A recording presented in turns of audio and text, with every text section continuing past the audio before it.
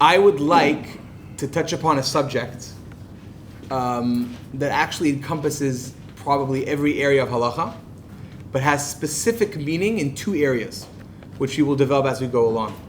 I'd like to mention that I begin this year, it's very special that we're learning Torah specifically on these days leading up to Yom Kippur, because what many of us forget is Yom Kippur, as much as a day of Teshuva it is, it's actually Matan Torah. The Moshe Rabbeinu went up on Shavuot to receive the first templates, the first Luchot HaBrit. Then, of course, had the unfortunate episode of Chet HaEgel and so on and so forth, the Mapilim, and he went back up again after Teshuva, 40 days afterwards. They came back down on Yom Kippur. So Yom Kippur, we don't realize Yom Kippur is also Matan Torah. There are many themes of Limud Torah, Matan Torah inside Yom Kippur. So there's nothing better more to learn Torah as a active asset and action building up towards the day of Teshuva. The words I'm going to mention today, I know we have, of course, those who sponsor dedicated. I'd like to mention that 5 years ago, and a lot of these words are based on the words of my Rabbi. My Rabbi passed away. His name was Rav Zalman Nechemia Goldberg, one of my Rabbim, as you heard recently.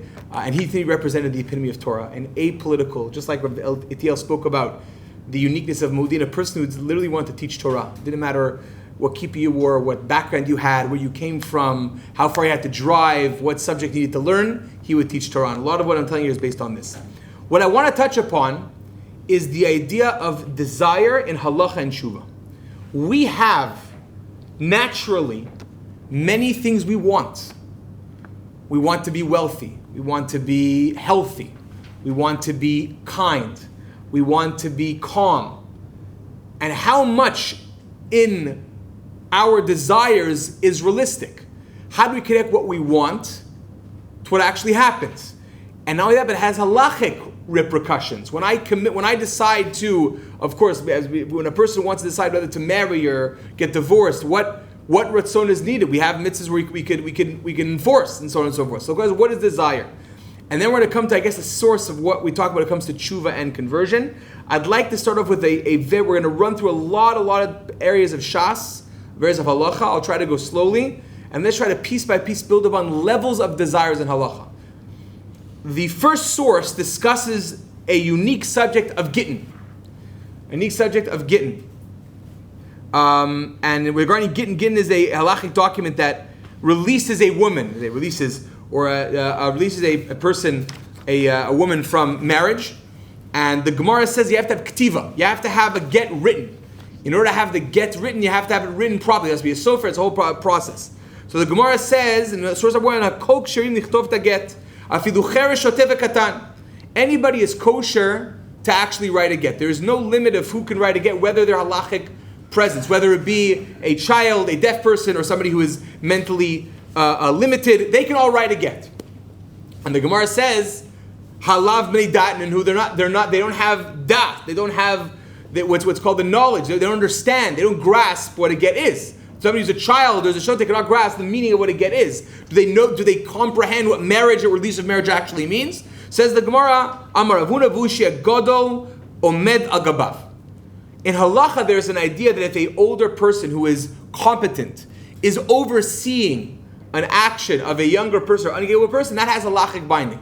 We have that, all the time. You have like you walk into a store or a bank or a doctor's office, and you see like training, like, oh my God, I got the trainee, right? So don't worry, there's this big, professional doctor, professional lawyer. He's overseeing him. He'll make sure he'll do a good job. Don't worry, you always get the trainee. And I remember when I was a kid, I had a dentist once. My mom wanted to save money, so she sent me to one of these dental schools where they have, I was like really scared, like this guy's gonna chop my chin off or something. And no, there was a dentist overseeing him, making sure the trainee was doing a good job.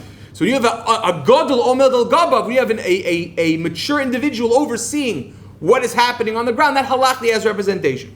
That's a different concept than what we just mentioned, because there the person is overseeing it. Here it's actually his das, his meister. Oh, correct. Very well said. The truth is, the example I gave is just maybe to l'saber ta'ozen. But it is correct that when a child is writing it and there's somebody overseeing him doing it, it actually works. I mean, his dot is it replacing the child's dot. That's correct. That's what the halacha. The individual is correct. What you're saying, that it's much more halachically substantial because it mamish places it. So Tosfot in source number 2, and sorry to get to, brings a bunch of other examples of where Omed al Gabav works. So the Tosfot says source number 2, Halav Neidani Nu Rabbi Eliezer Parech the Meir Lo Chaysh K'tiva Lishma. You don't need K'tiva Lishma. Umeshani Gadol al Gabav. Then the Gemara continues Shchita and other stuff. Meaning there are examples in halacha where we find the idea that a Gadol Omed al Gabav, a mature person who's overseeing what's going on, has halachic repercussion, right? There's an idea regarding shchita.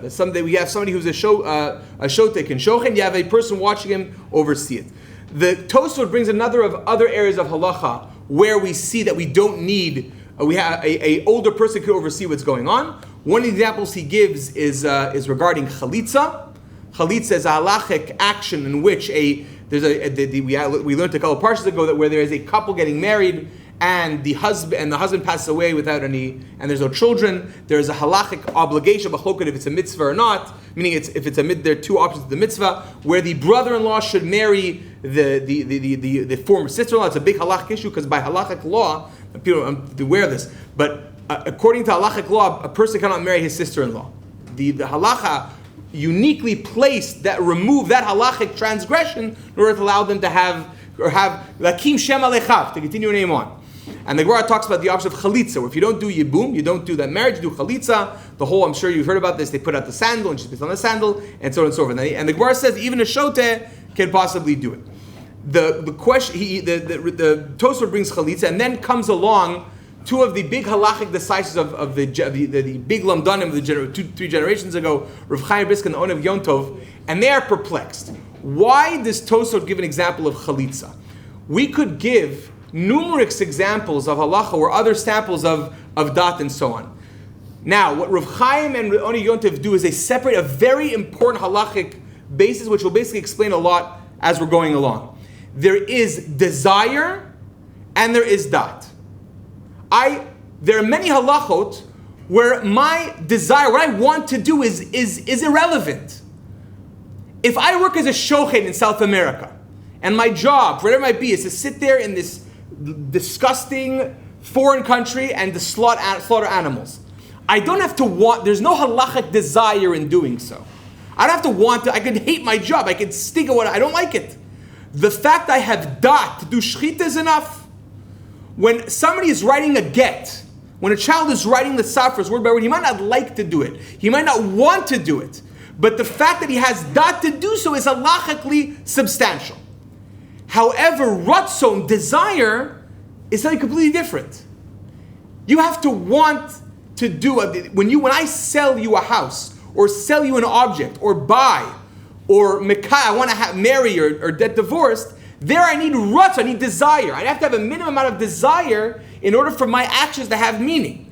And that aspect, that factor of desire, we cannot understand if it's present in a cheresh shotev katan, in a child or a deaf mute or so on and so forth. That you need, but that's not an omed, a mature person. The omed al gabav is not substantial. It's not it's useless. It's irrelevant when I need ratzon. When I get these, that's why the Gemara, the Oniyot of Rabbi Chaim talk about kinyonim, that anything you need purchase-wise, you have to have ratzon, desire. There are halachas that require desire. If I don't desire to do certain halachot, I can't do it. If I don't want to sell you a chefetz, if I don't want to marry or divorce you, it means nothing. And that we can't qualify, because you have to have a certain amount of maturity to have desire. Right? There's, when my 6-year-old daughter comes and says, I really want a candy right now. Or I don't want to go to school right now. Or I want this, I want that. I want a pony. What does she want, right? Sometimes I remember, as a parent, my child, I had a son of 11 years old who's very attached to me, and his teacher, called me once and said, she's so upset that you're always away from home, you're flying chutzarts. I'm not flying chutzarts. Sometimes the child is upset and he uses another aspect to kind of cover up what's going on. I mean, he wants to use another funnel, another road to find but what does he really want? He wants attention. He wants to feel a part of it. So you have to have minimum desire in halacha for many halachic actions. That's minimum desire. Kiddushin, Girushin, marriage, divorce, and kinyonim. How much desire is needed? What is real desire when it comes to many halachic actions. I mean, just for example, the Oneg Yom Tov talks about a very halachic aspect. We have in halacha a bunch of aspects called Tanayim, called conditions. We'll learn about later. I can make conditions in mitzvah, right? If a person comes to daven in Yoshari, the shul here, I forget the name, that if you come along and you're not going to make Kriyat Shema, so according to certain poskim, you can say Kriyat Shema on your way to shul, and even though you're not sure you're going to make the time here in shul, you're not going to make the time for Kriyat Shema, you could do it tonight. So there, the Oneg Yom Tov says you can't do Tanayim in mitzvah. That's not dependent on desire. You can only make conditions on things that are dependent on your desire. Now, the interesting halacha that people might not be aware of, there's another level of desire. I'm going to give you a halachic situation. I'm going to tell you what you guys think. There's a guy named Joe. Joe has a brother named Robert. Robert is in serious financial difficulty. Serious financial difficulty. He has medical bills and he has child support bills. And our friend Joe has 2 houses. He has 2 apartments in Modiin. And in order to help his brother, his struggling brother Robert, he decides to sell an apartment in Modiin for decent value to help his brother in his financial situation. Afterwards, Joe takes Robert to court. Robert's his brother. Joe takes the seller to court, the person who bought his apartment. Says, I want my apartment back. I didn't mean to sell it to you. Why? Because the only reason I sold my apartment was to financially help my brother. I don't want to sell my apartment. I want my apartment back. Is that a halachic claim? That's of course not. Meaning, there are levels of desire that are sufficient for many halachot. If I decide that I actively want to do something, even though I have other values involved, that doesn't negate the desire of what I did. If I go and sign a document and I give over, regardless of how much I want to do it, right? We have our ideal desires of doing many, many things in halacha, right? But since I wanted to sell that apartment, regardless of the financial straits of my brother, that doesn't mean I didn't want to sell the apartment. I made a conscious decision of what I want to do. Interestingly enough, if you look at source number 5, it's a very interesting Gemara, and this actually it's actually very unique. It's a very, very interesting halacha. The Gemara says in source number 5, Amar Rava Hilchata Tlayua v'Zavin Zvini Zvine. Halachically, if I coerce someone to sell their apartment, but he receives the amount that is due, meaning the value, I call it larceny, I think, in certain places. If I force you to sell an apartment and you receive the value, the mechira is chal. It works halachically. Why? Because you receive, even though you didn't actually want to maybe prime the sell, because you signed the document, even though you're forced to do so, I put a gun to your head, I said, if I'm going to blackmail you, the sale is binding. You cannot go back to court and take it. If I gave you less the value or so on and so forth, that doesn't work. The Gemara also says that if I make you give a matana, a gift, that doesn't work. I cannot coerce you to give a gift. Because the gift, it's completely based on your wanting to give. Right? When it comes to halachic measures, we see I need a minimal rot, so I have to decide that I want to do this. And then there's even a higher level. I might decide that I want I desire many things in life, but I have to deal with the reality in front of me. So if I decide to stay in my apartment, regardless of why I want to sell it to you, it means that it works. So there are levels of desire where this gets incredibly interesting. And this is probably the most difficult halachic subject in modern day Israeli halacha. When a person, a non-Jew, decides to approach the Israeli government or the Israeli Rabbanut and decides he wants to become a Jew, he wants to become Jewish, what desire is needed? How much dedication do we require in order for that conversion to be binding? In order to convert to Judaism, you need 4 things. Well, if you're a man, you need 4. For one, you need 3. What are the 4 aspects? What are the 4 factors in order to convert? I'm sure you all know the answer. 1 is Kabbalah mitzvot. 2, Brit Milah. And Mikvah. What's the 4th? Korban. No, maybe there's no korban. In the Beit Mikdash, or also sometimes the Midbar, they give a korban. We have a korban today. So Kabbalah mitzvah, what does that mean? How much do I have to accept? The Gemara gives a negative translation. Let's look at source number 6. Oved kochavim sheba lekabel divrei Torah. He comes to accept this al mitzvot. Chutz midavar echad and mekablim oto. A person who wants to convert, who says, I will accept all of Torah, except for muktzeh, except for mikvah, except for Pesach, except for modesty and family purity, he's not a convert. But what qualifies Kabbalat mitzvot? What does it mean when a non-Jew says, I accept upon myself I accept to perform, to believe? What if a certain individual accepts on their selves in mitzvot, but unfortunately he knows that he won't be able to not use his cell phone on Shabbos? He tells the Beit Din this. Or a person who, for example, have a hard time getting up for davening, or have a hard time keeping certain halachot. Is that considered Kabbalah mitzvot? Now this question is so essential because it literally decides and defines the line between who is a Jew and who's not a Jew. This has immense halachic repercussions. Are their children Jewish? Can they marry certain people in Judaism? Many halacha, mamzeris. Now, Kabbalah mitzvah is a very complicated situation. What do we define as Kabbalah mitzvot?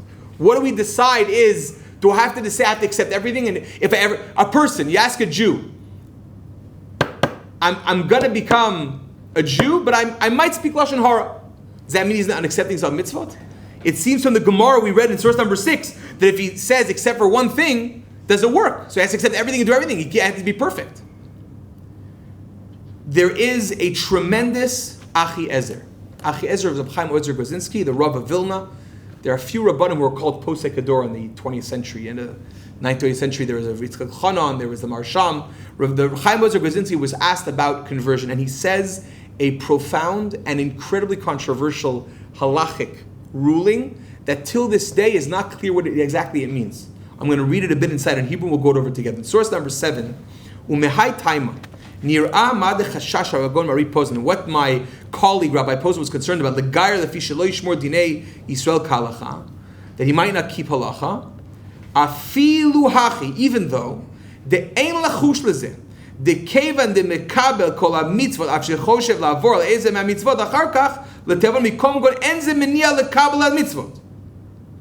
Even though he knows consciously that he will transgress because he's not able to. I remember I had in my home on Erev Yom Kippur, we're coming up, in my home I was hosting a Baal Tshuva, a person who was very distant from Judaism, he lived in the Midwest. The parents were already non-religious, he really was distant from Judaism. And he told me, I asked him, what was the hardest thing?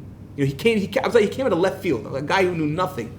Public school, his parents were in the public school, he came back, it's a miracle, his parents married Jews, he has siblings. And he came back to Judaism. I said, what's the hardest thing for you? He said, I had no problem keeping Shabbos. I had no problem, keeping, all the halachot. There's one thing, I couldn't believe this. I have a very hard time giving up shellfish. You heard this before. It sounds like it was a Rabbi in Cleveland citing a number of Bali Tshuva. They said lobster. Exactly. As if, first of all, it's this bug. I'm like munching. I sound like a piece of bacon, but this bug that's. I remember when I was a kid, they used to put the elastic bands on them. I used to watch with I don't know if you had that. They used to watch that little igloo, that little aquarium, right? But they said he could not give up shellfish. He said there's nothing else. That all the imitations, he had a hard time giving it up. And there was a convert who had approached the Beit Din, and the same question was there that they said they might not be able to listen. They might need a couple of years, a couple of months. Is that Kabbalah's mitzvah? Says the Ezra. If his desire is to keep, he accepts upon himself what mitzvahs mean.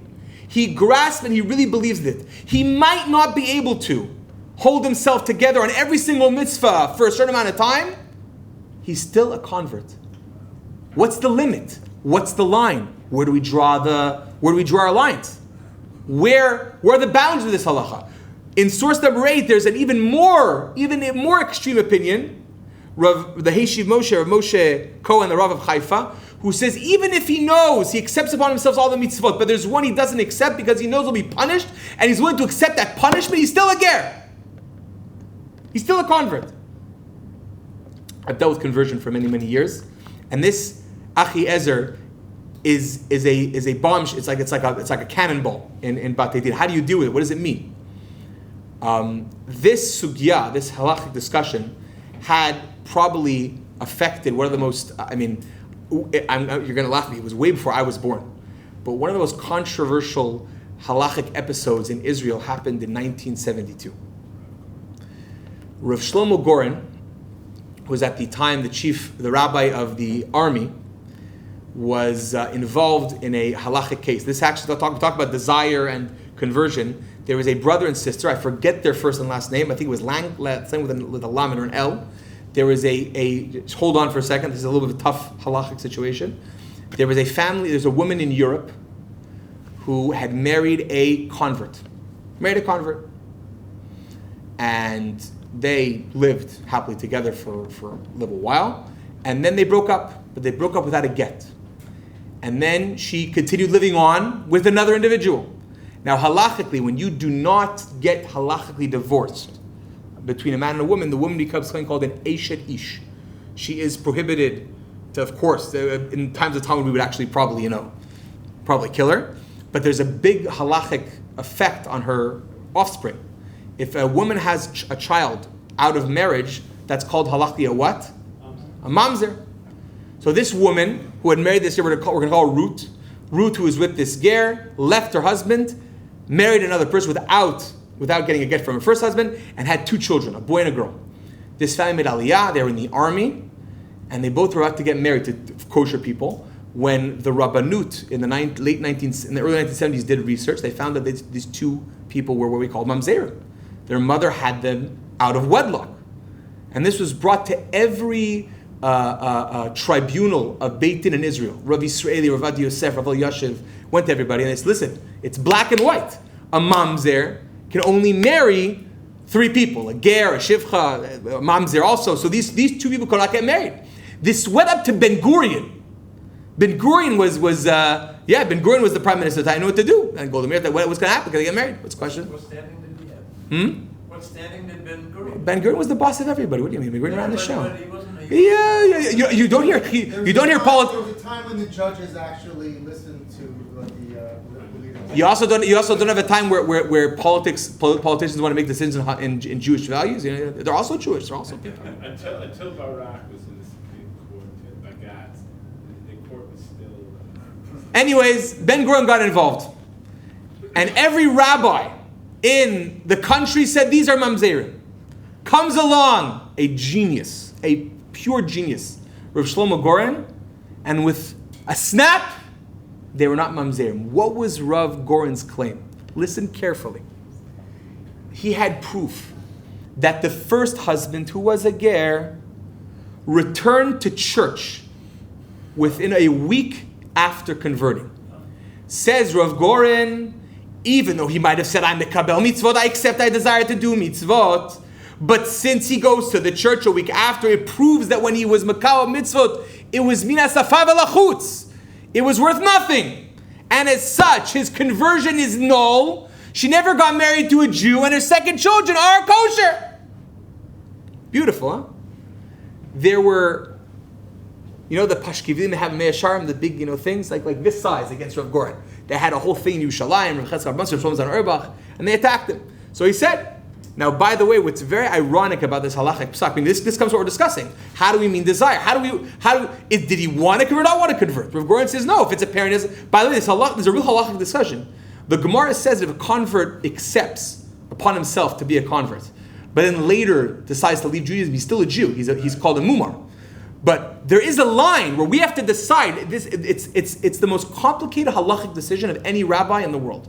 How do I qualify the person sitting in front of me actually wants to convert? How do I qualify that they really wanted? What is their real desire? Says the Achi Ezra Neshiv Moshe, even if he accepts, but he might not be able to. We're not perfect. None of us are perfect. That is enough desire. Listen carefully, everyone, to decide if you're a Jew or not.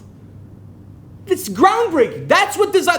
We're talking about desire in Gittin and Omed El Gabav and purchasing. The highest level of desire to become a Jew is enough to really want it. I'm not going to complete it. Going back to Rav Goren, I have to make a little bit of an anecdote. In 2000, this I was alive for. I was very much alive. In 2008, my other Rebbe, Rav Chaim Drucken, was the head of the Gior, Maracha Gior, the Gior Foundation here in Israel, and he had been involved in many conversions. And one of the members of the Beit Din Gadol got together a bunch of a tribunal of Dayanim and negated over 12,000 conversions. And And there's a whole pomus how they do that such thing. Now, I want to point out that the Haredi world's attack on Rav Goren in 1972 is you can't cancel a gear. How do you know? Maybe he really meant to be. How can you? Maybe he really meant to become a mitzvot. When it came to Rav Drukman, they were able to cancel 10,000 gearim and there's no problem. Because it's a bit of a inner contradiction. But that we won't get too involved in. But that was the aspect. How do we qualify what it means? Where's that conversion? Where's that aspect? Where does it hold? What is desire? So we see from the Ezra, and we see from the Yeshimosh that to enter Judaism, it's enough to have what's called real desire. I genuinely want to be part of Am Yisrael. I want to keep mitzvot. I really want to keep mitzvot. But I understand I'm not perfect. May I share another conversion aspect for a moment until you have some more time? When I worked in the Beit Din in the Rabbanut, I had a dayan who I learned under. He actually passed away about 7-8 months ago, Rabbi Moshe Ehrenreich. And he had a custom that when he would convert someone and he would accept them for conversion, at the end of that there was an interview, he would ask them a trick question. It was a very very interesting to watch. He did this because he wanted to make sure the convert felt. When you get like a 99, not 100. Like you want to say you're not perfect. Like you still have a way to go. His idea was to kind of educate the convert that although you converted and you learned and you studied and you're part and you've done all the interviews and you've lasted so long, don't forget that you're still not there yet.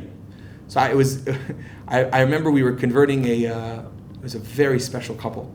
There's a couple from France, from the south of France, who moved to Israel, moved to Eilat, and had a cleaning company. They were both like engineers in France, and they moved to Eilat. They got married 4 times.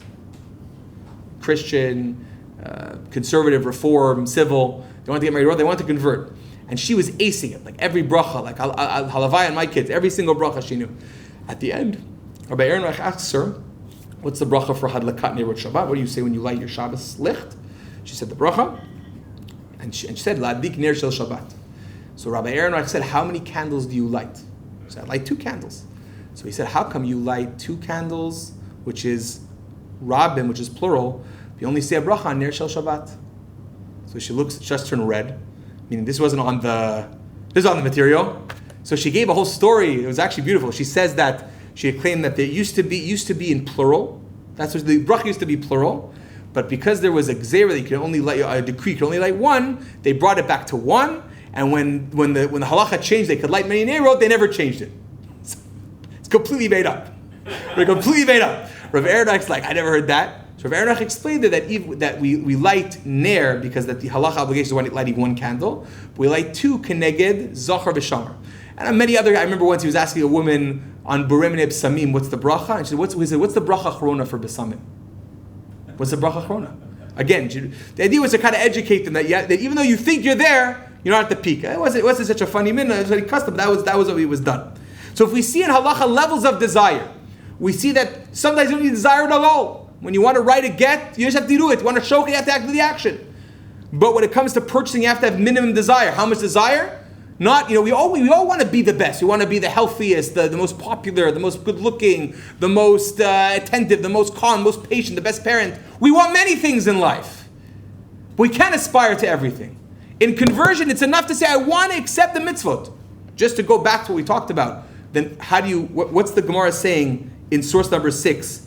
Chutz midavar echad. If you claim at the conversion, I do not accept any basis of the halacha of limud Torah, of putting on tefillin, of not shaving, that is explicit. I mean, that's explicit. I'm not saying I accept it, but it's difficult. I accept it, but I want to, I'm saying, no, to me, it's not my ball game. That is not gear. Going back to Rav Goren and Rav Drukman and so on and so forth. What I find perplexing is if the ultimate desire in halacha, even they enter the code of Judaism, to enter the deepest part of what we are as human beings, to be part of under God's chosen people, I don't have to expect everything. How come in Teshuva doesn't work like that? If you look at source number 9 in Teshuva, it's the opposite. It's extreme. Umahi Teshuva she'azov achoteh chet'o ve'yasir machshavto ve'yigmor b'libo. He has to accept that he's going to leave the sin and he'll never do it again, and he accepts it. And the Kodesh Baruch Hu is an aid testimony. How come to get into Judaism? I mean, how can we Teshuva? It's a game. We're going to stand in front of Hashem, all of us. in less than 72 hours, and we're going to tell Hashem, I'm sorry, I will never do it again. Who are we lying to? We're going to come at Yom Kippur, it might be on Yud Cheshvan. We're not going to hold together. Whether we want to or not. We're going to try our best, we're going to believe, we might change a bit, but we can't go from black to white. So how come tshuva, that's the defining factor, is so far from us? What is that idea of desire? How can it be that tshuva seems almost unattainable? How does that work? What desire do they need to have? So Rav Goldich mentions, I'll mention this, the halacha as well. If you source number 10, there's a famous halacha that seems to contradict what I just said about tshuva. The Gemara says, we have in source number 10, we have, you may make conditions in Kiddushin. You can make all kinds of conditions when marrying, or the Gemara talks about all kinds of conditions. If the sun comes up, if I make it to this place on time, you're my wife. It's a weird stuff. They would do it. So the Gemara says, if a man says, who is a Rasha, he's an evil person, he sins and he's a liar, a cheater, a liar, a stealer, awful person. If he says, you're my wife, almanat shani tzaddik, that I'm a tzaddik, he's mekudesh, halachically binding that she's his wife. Why? Shem Hirher Tshuva. Now, there are two perplexing questions. First of all, he didn't actually do tshuva, right? The Gemara, we talked about, the Rambam talks about doing tshuva practically. The confession, the action, the deep feeling. He can't do that in that third of a second where he tells his wife, I want to be a wife if I'm a tzaddik. And second of all, is that real tshuva? Is that possible? So the Minchat Chinuch learns that tshuva doesn't have to be an actual action. The Minchat Chinuch in source number 11, I won't go through, we don't have that much time, but the Minchat Chinuch in source number 11 talks about that it's sufficient to have what's called tshuva balev. You don't have to actually express it, it's enough to actually just have it in your heart. Rav Soloveitchik is much more complex by this Minchat Chinuch, and he explains there are two aspects of tshuva. This is Rav Aaron Soloveitchik and Rav Soloveitchik himself have a beautiful idea that there are two aspects of tshuva. There's the kapara of tshuva, and then there's we call the heart of tshuva. If a person accepts upon himself, if we stand in front of HaKadosh Baruch Hu on Yom Kippur, and we really want to be a better person, we are no longer a Rasha. To get to the darga where I remake the path, the vase I broke never was broken, that's an incredibly high level. And that's it we all can't attain to. And that's the highest level of Jew. It exists. That is, in order to change the past, you have to have such a desire, you have to really mean it. Ya'id alav yodea talamot, the Kosh Baruch Hu should testify that you really mean it. That needs desire that is way beyond anything else. And that's even worse and different than being accepted as a Jew of the people. I could desire to be a Jew and I really mean it. I know I might not make it through, but I'm still a Jew. I can enter God's people. The most important, the highest desire is enough. But in Tshuva I need more. However, if I really want to be a better person, it's enough like gear. It's enough like conversion. If I really want to do it, I accept upon myself. I know I might not make it. But I'm going to feel bad even worse this year when I sin as I did the year before. I'm going to make an effort to not go in those situations. That's enough. That's Heser Rasha. Rav Aaron Soloveitchik even compares it. There are two aspects in halacha that a Rasha has halachic categorizations and what's called spiritual categories. Meaning, a person who's a Rasha cannot give testimony in a Beit Din, right? A person who's a Rasha, an evil person, you can't trust him, right? A person who doesn't keep kosher, blatantly, you can't eat at his house. Even though he says it's kosher, you can't believe him. He doesn't have belief in halacha.